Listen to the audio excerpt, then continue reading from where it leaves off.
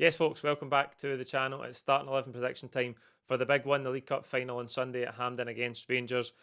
It's the one we've all been waiting for. It's the first piece of silverware up for grabs this season. Before we get into looking at Sunday's game, if you're new here, if you like the content that we make on the channel, please make sure to subscribe below. All you have to do is log into YouTube, click the red subscribe button below. It's absolutely free. All the content we make is absolutely free, and the quicker we can get onto 45,000 subscribers and onto 50, the better for the channel. So we're back after Zagreb, a point away in the Champions League. It's not often you come away from a Champions League game on the road disappointed. We're only getting a point, but I understand that point of view after the other night. I think that was a game that we could have won.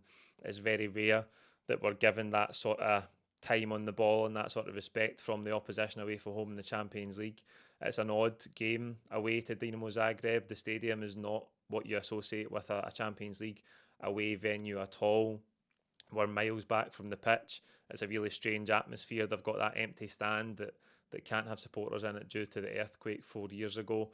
Nothing about it feels like a usual Champions League away day, and I think that goes for the game as well. They had a lot of key players missing, and we had the majority of the ball, which again is unusual away from home in that tournament, and I think we did pass up the opportunity. But when you come away with a point, it puts us on to 9.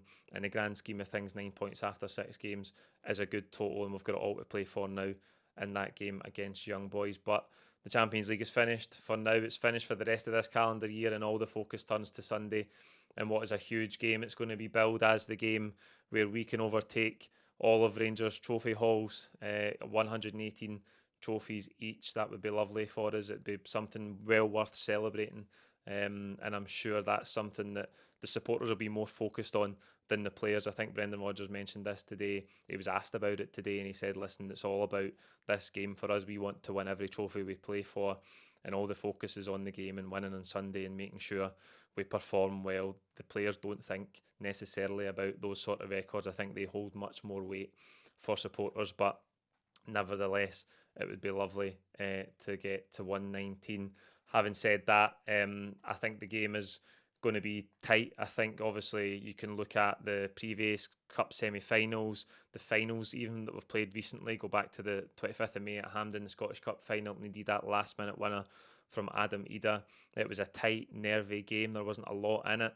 So that can happen in these occasions against anybody, let alone your biggest rival. So I think regardless of the form of both teams coming into it, it's very, very rare that you absolutely run away with a final of this magnitude. I think there's going to be a lot riding on it.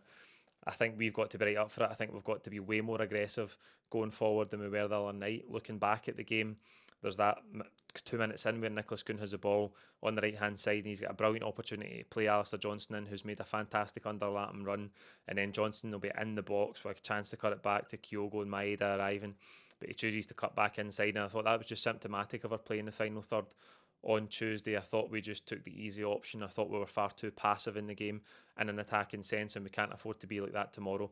We know in these games, how you start it is absolutely massive. We've got to get the better of the start, and as I say, the first goal always, almost always in these games, if you can get the first goal, you go on to win it. So it's key that we get a good start in the game. That's something we had been doing for the majority of this season. It's maybe just tailed off in the last couple of weeks, but we've got to get that energy and that momentum and that intensity in our play from minute one and really go and take control of the game, and that will give us a great platform to go on and perform and hopefully win it then. For Rangers, there's no doubt that they're in better shape and better energy than they were 3 or 4 weeks ago. They've had a couple of good results. They had a decent result against Spurs the other night. I thought they performed pretty well on that night, given the fact that Spurs were pretty sloppy in the game. But you can just tell their energy is different from where it was a couple of weeks ago. Again, who knows what their lineup will look like, but it's all about us. It's all about us bringing our highest level, getting our strongest team on the pitch, and as I say, being much more aggressive from an attacking point of view than we were on Tuesday night. So let's look then at the Celtic team for the cup final. There's not too many positions across the pitch that are highly debated. Maybe after some performances the other night, a few you would like to see some changes. I don't think there'll be too many in goals. It'll obviously be Kasper Schmeichel.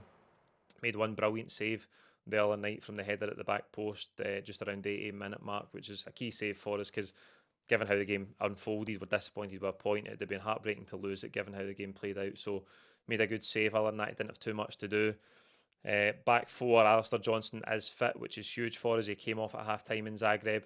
That was a worry for us. He didn't take part in the open part of training where the cameras were involved, and there was a wee bit of panic about him. But Brendan Rodgers seemed confident that he'll be fit and he'll make the game on Sunday. Centre half pairing undoubtedly Carter Vickers and Trusty.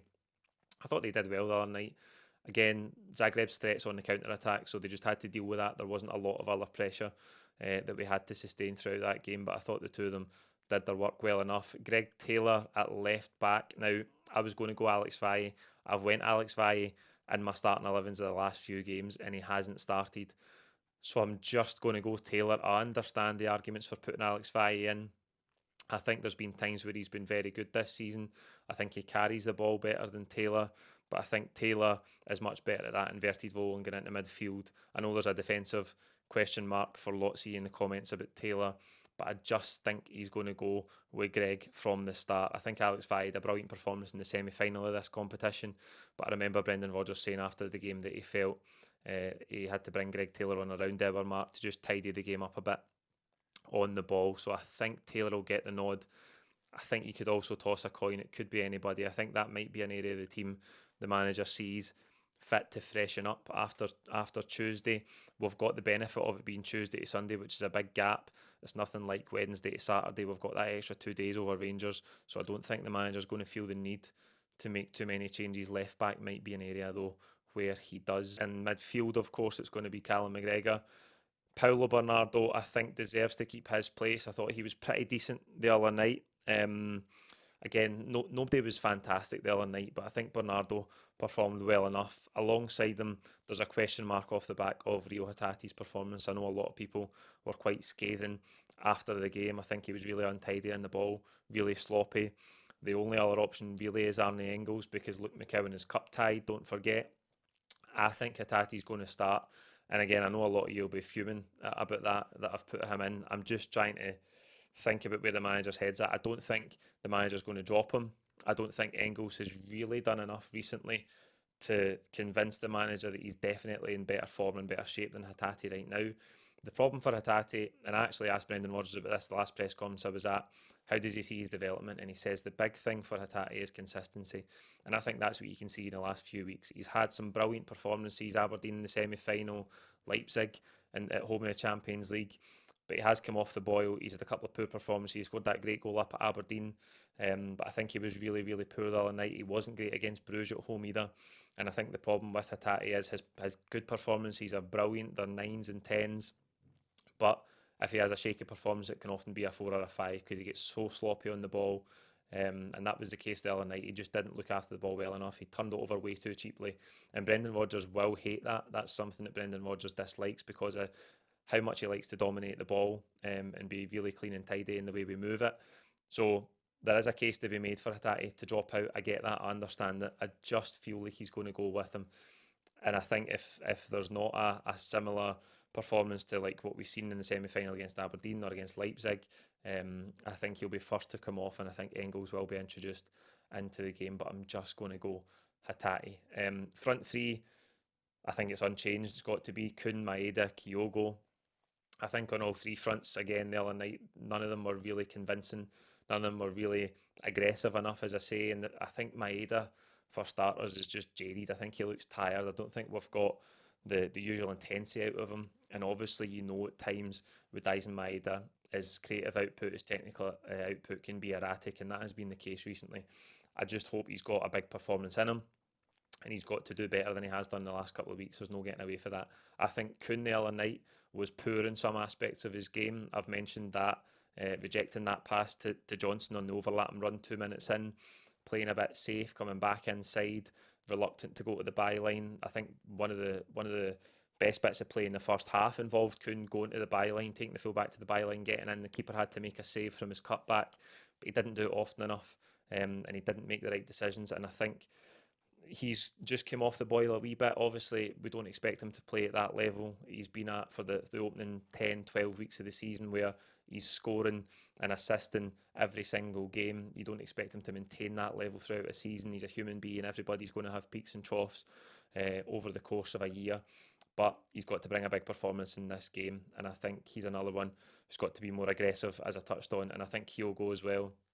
Again, the thing that summed up the performance the other night was really poor decisions in the final third. I remember one in the first half where he receives the ball well on the turn. Kyogo, he's dropped deep and he's got a glaring pass out to Kuno on the right-hand side, who's isolated against the full-back, but he tries to chop back inside, gives up possession. So I think across the pitch, and particularly in those forward areas, we made far too many poor decisions on Tuesday. But they all need to raise their game tomorrow. The thing about all of them is, most of the players looking through that team, they have the mentality. They've shown us in this game that they can step up and perform, and they have to do that again from minute one tomorrow. We need big performances and we need the intensity to be there from minute one. It's going to be a big game, as it always is, for the guys in midfield. They've got to win that battle. And if we can get a good start at the right intensity, I back us to go and win the game and win the trophy. So that's the 11 I think Brendan Rodgers is going to go with. You can let me know if you disagree, and I'm sure a lot of you do in the comments below. We'll be back with you tomorrow with all the full-time reaction from Hampden and the post-match pint from Malone's as well, wherever you're watching the game tomorrow around the world. Enjoy it. Let's hope we're celebrating another Celtic victory. Thank you.